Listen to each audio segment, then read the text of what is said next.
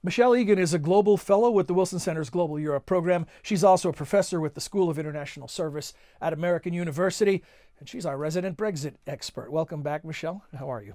Thank you, John. So, where to begin? This is so fast moving. We were just talking about that before we began recording. And so things could be changing even as we speak. The new Brexit minister, Dominic Raab, beginning a new round of negotiations, his first with the EU directly. Any high expectations that progress can be made? Well, I think it's going to be very difficult picking this up midstream because he's just getting into the job, and we have seen a lot of internal chaos in the House of Commons in the Tory party over the last week. And so he goes with a somewhat weakened hand. And of course, the EU is going to be very concerned that they don't want to destabilize Theresa May's government any further. Now, and we see this warning from the EU to its member states about the possibility of this so-called no-deal hard Brexit. I guess the first thing is we should ask you to explain what is a no-deal hard Brexit? A no-deal hard Brexit means that the UK and the EU will not get a withdrawal agreement by the designated time of 30th of March 2019. As a result of that, Britain will simply leave the EU without any agreement, without any terms and conditions, and at that point will be scrambling to negotiate a whole host of trade deals, both with the EU and with other partners around the world. And at that point, we're not sure what the scenario will be. Is it complete chaos, or would it default to old rules or old agreements that existed prior to the EU? Well, not exactly, because Britain has been so enmeshed economically, it has actually adopted hundreds of rules, regulations from the EU in its domestic legislation. So yes, they could roll them over, but that doesn't really get back their sovereignty, so to speak. They won't be subject to certain issues such as the European Court of Justice, and obviously they will be putting up borders for both trade, customs, and free movement of people. So what is the likelihood of this happening? You know, the fact that the warning went out suggests it's a possibility, but then you hear voices inside the UK saying, no, that's not going to happen.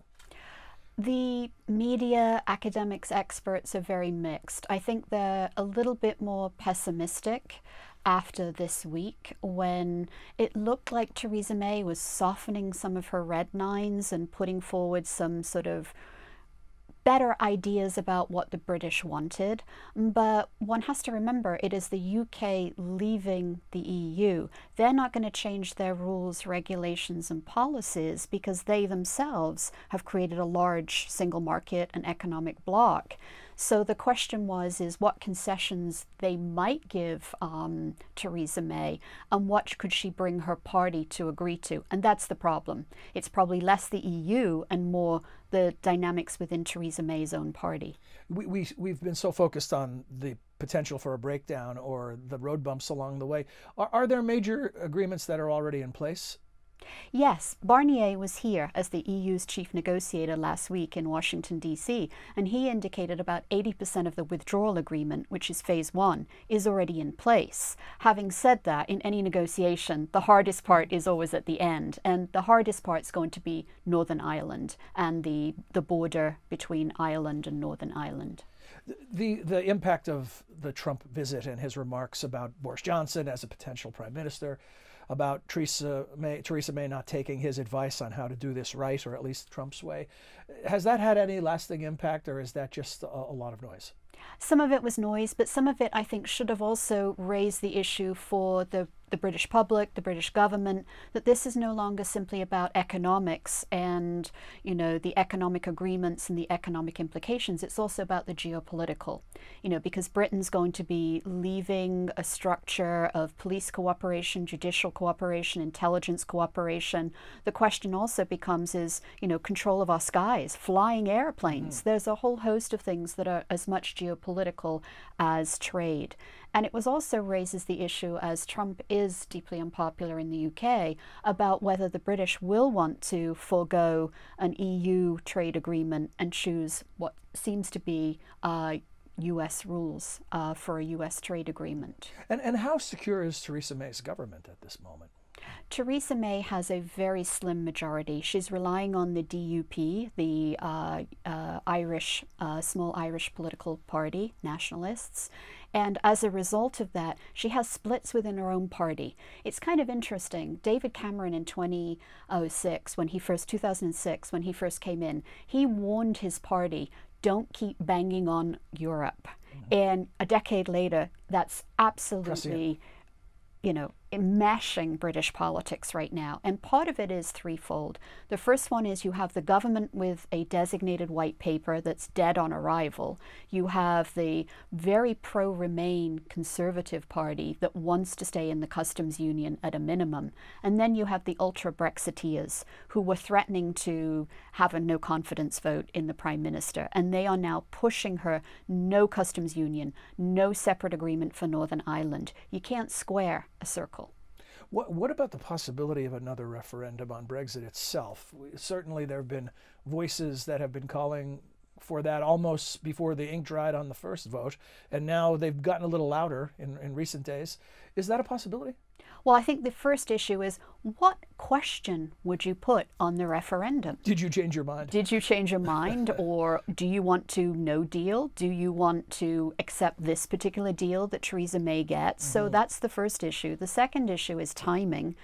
Britain will fall out on the 30th of March if no agreement is reached, which most sides don't want. And thirdly, it's the question of, if there's no guarantee that the referendum result will be overturned.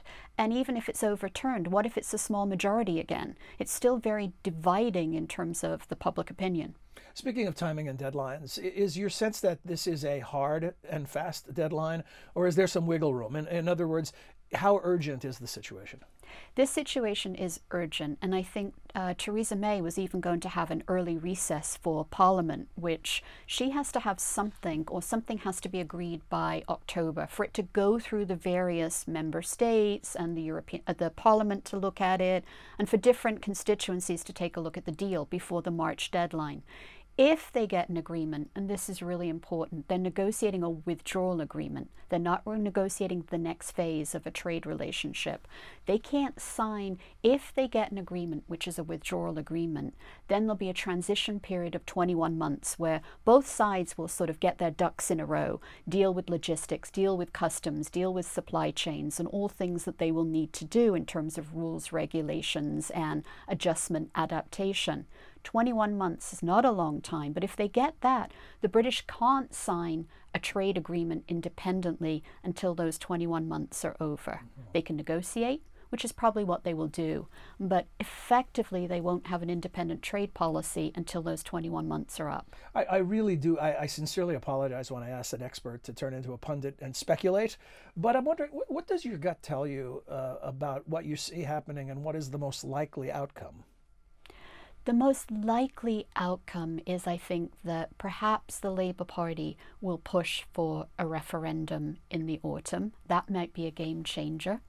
The second issue is, it's really the question of how much pressure the May government will really put on the rebels to come to some form of consensus and support any deal she gets with Brussels. She has a fairly poisoned chalice, damned if you do, damned if you don't.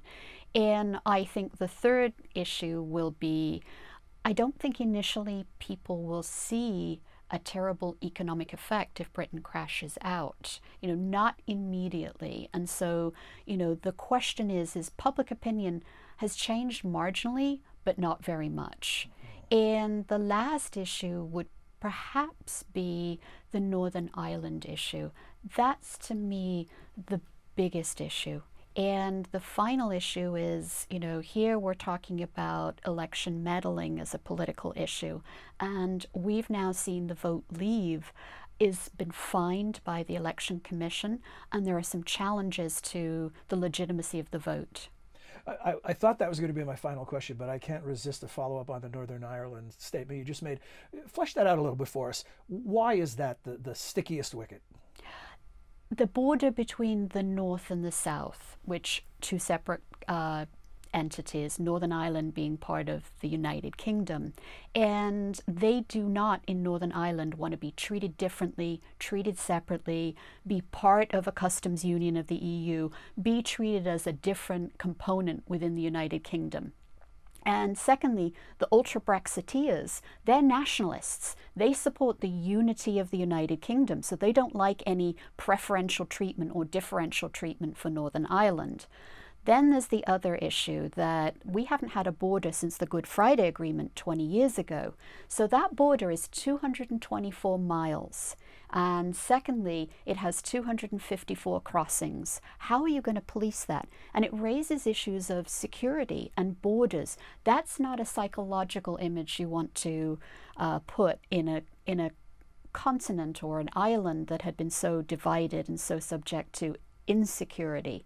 And then the last issue is that a lot of Southern Ireland, a lot of trade relationships is with Northern Ireland. They're worried about the economic fallout, about how they access the rest of the European market and what it means for them, for cross-border cooperation, cross-border security, cross-border trade. They've been promised, if no deal happens, there will be a Northern Ireland backstop. Something will be done to keep some form of economic unity of the island.